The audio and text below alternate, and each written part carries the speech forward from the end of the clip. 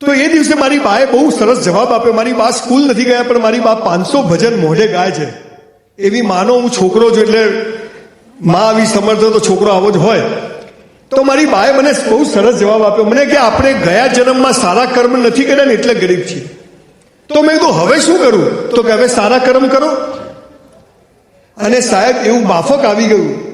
એ મંદિરોમાં ચપ્પલ ગોઠવવા જતો હતો, આરતીમાં ઘંટડી વગાડવા જતો હતો, કોઈ સાધુ ભગવંતોને રસ્તો ક્રોસ કરાવતો હતો, અંધ સ્કૂલમાં જઈને એમની જોડે વાતો કરતો હતો.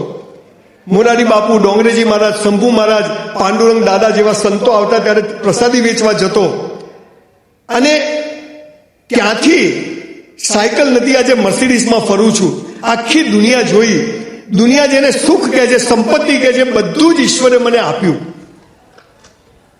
એક હોટલમાં હું વેઇટરની જોબ કરતો હતો. I was literally waiter in a hotel for 3 years in my life when I was in college from 84 to 87. અત્યારે અમદાવાદમાં સિંધુ ભવન રોડ ઉપર મારી 2 મસ્ત હોટલ છે ને, એમાં 350 વેઇટર છે મારી હોટલમાં. સ્કૂલમાં ફી ભરવાના પૈસા નતા, 48 રૂપિયા પર એનમ. અત્યારે ગુજરાતમાં આણંદ પાસે 650 એકર જમીનમાં 2500 કરોડની સ્કિલ યુનિવર્સિટી મારી બની રહી છે. હું તમને મારી યશગાથા પૈસાની સફળતા કહેવા નથી આવ્યો દીકરા દીકરીઓ, પણ this day must be a turning point of your life. કેટલાક મિત્રો મારા જેવા જે અંદર અંદર વાતો કરે છે. આપણે 1 રૂપિયો લીધો નથી અહીંયા આવવાનો, એટલે તમે કહેશો એટલે આપણે જતા રહીશું. કે તમારી પાસે ટાઈમ નથી તો આપણી પાસે તો બિલકુલ નથી બોસ.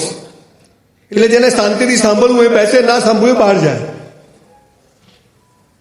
બચપન ખેલ મેં ખોયા, જવાની નીંદ ભર સોયા, બુઢાપા દેખ કર રોયા. 25 વર્ષ સુધી જીવનમાં શું કરવું ખબર જ નથી.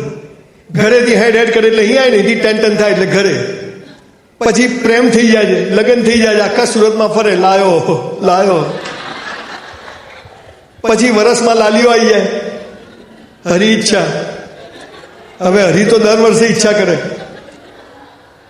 અને પછી 2 ટાઈમ પૂરું થતું નથી ને એવરેજ 60 કરોડ લોકોને સરકાર ખવડાવે છે. ચોઇસ ઇઝ યોર્સ કે અહીં રહેવું છે કે ત્યાં જવું છે. 2600 સેમિનાર એક્રોસ ધ વર્લ્ડ કર્યા. એકમાત્ર જેમાં પવન છે, તમે એની વાત સાંભળી જ નહીં બરાબર. યુવા અનસ્ટોપેબલ કરીને કરોડો રૂપિયા કમાઈ શકે એવો છોકરો આજે 200-300 કરોડ રૂપિયાનું ચેરિટીનું કામ લાઈને લોકો માટે કરે છે. We are here two inspire you. અમે તમને જસ્ટ સ્પાર્ક કરવા આવ્યા છે. અમારો આ ધંધો નથી, મારો ધંધો બીજો છે. પણ મને બી એમ થાય કે સાયકલ પરથી મર્સિડીઝ પર જઈ શકાય છે, પણ મર્સિડીઝ એ સફળતા નથી. લુઈ વિટોનનો બેલ્ટ પહેરવો એ સફળતા નથી. તો સફળતા શું છે? What is purpose of life? ખબર જ નથી. કેમ જન્મ્યા મા બાપને ખબર, આવી ગયા તો આવી ગયા, અને કેમ મરી ગયા એ ખબર નથી. 50 માણસ ભેગું થતું નથી.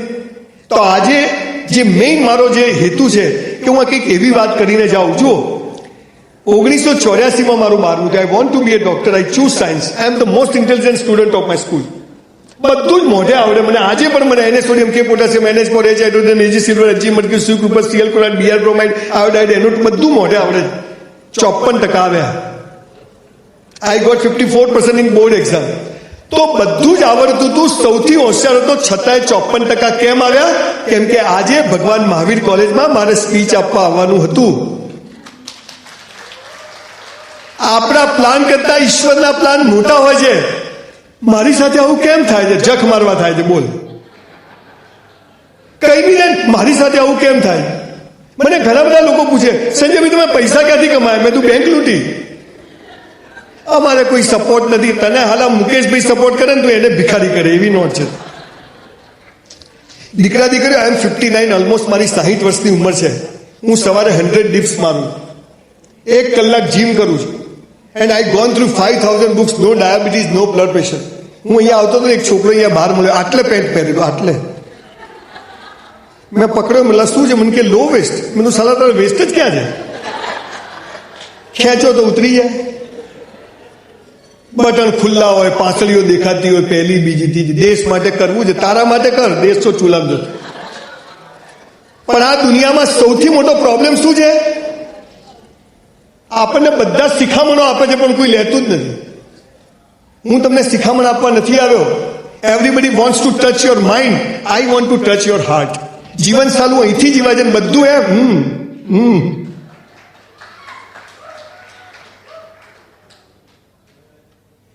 તમને સ્કૂલમાં શીખવાડે સુખનું વિરોધી શું, દિવસનું વિરોધી શું, જન્મનું વિરોધી શું, ડફોળ બનાવે બિલકુલ. અને એટલે જ દિવેલ પીધેલા હું આવ્યો ને બધા છોકરા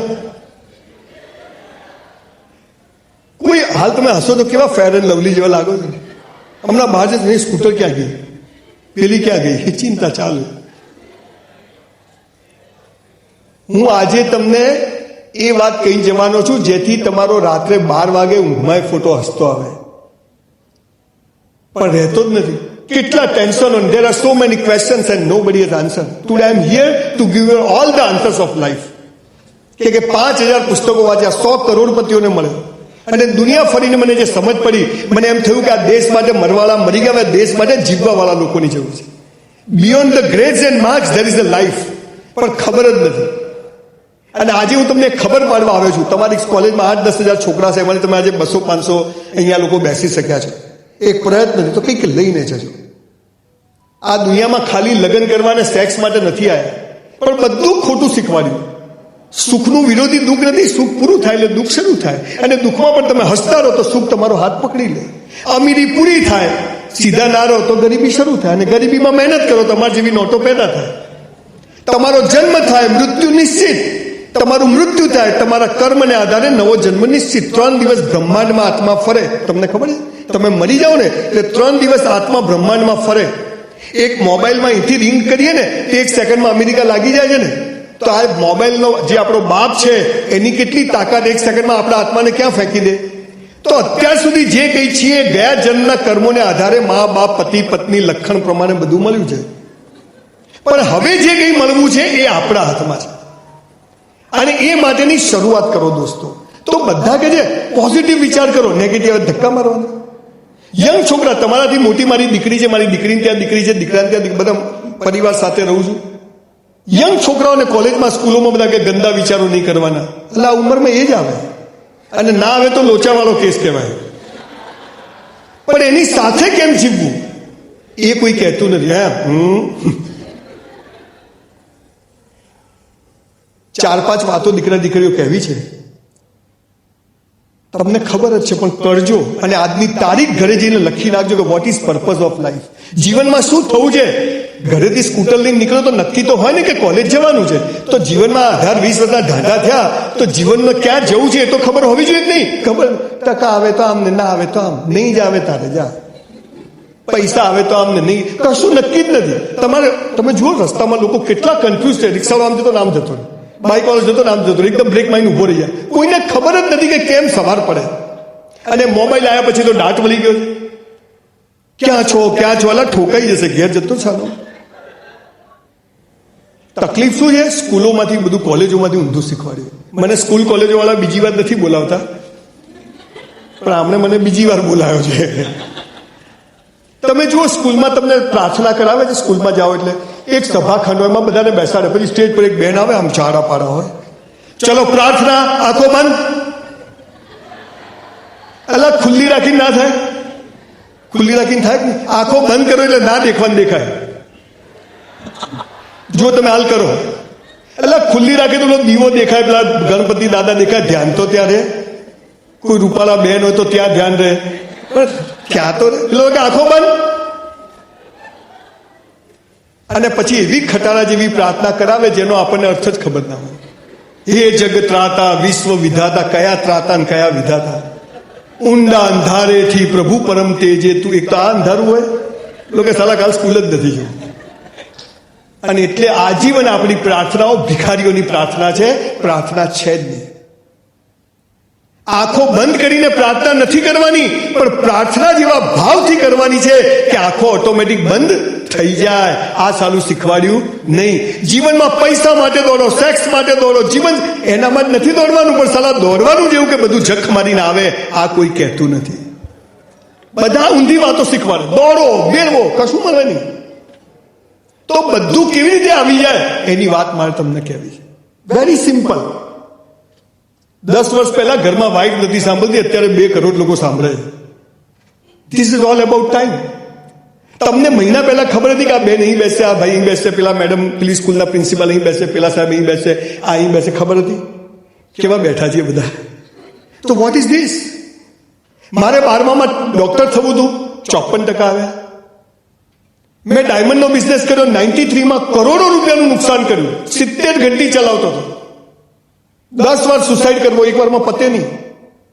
ઊભો છું અહીંયા. એ નુકસાન ના થયું તો અહીંયા ઊભો ના હોત, 54% ના આવે તો અહીં ઊભો ના હોત. કન્સ્ટ્રક્શનના બિઝનેસમાં તો ઈશ્વર જે કરે તે સારા માટે. મેરા હૈ સો જાવે નહીં, જો જાવે સો મેરા. હું શું કરું? પ્લગમાં આંગળી ગાલ દેવાની. 5 મિનિટ થાય. વિડીયો ગમે તો લાઈક કરજો, અમારી ચેનલને સબસ્ક્રાઈબ કરજો આવા વિડીયો જોવા માટે. જય માતાજી.